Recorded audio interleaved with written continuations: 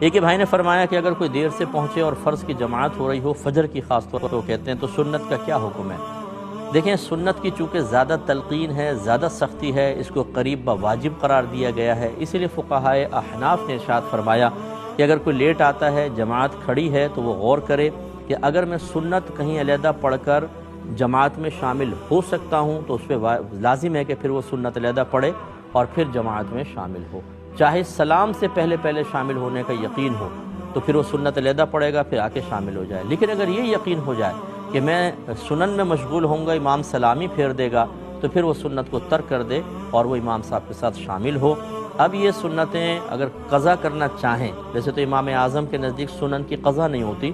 تو طلوع آفتاب کے بعد کریں گے، یہ نہیں کہ جماعت کے فوراً بعد کھڑے ہو جائیں سنت پڑھنے کے لیے۔ یہ عام نمازوں میں تو ہو سکتا ہے، یعنی ظہر میں جیسے ہے، یا مطلب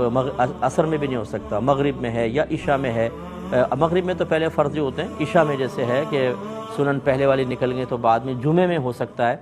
لیکن اس میں ایسا نہیں کریں گے آپ، اس میں طلوع آفتاب کے بعد اگر پڑھنا چاہیں تو آپ پڑھ سکیں۔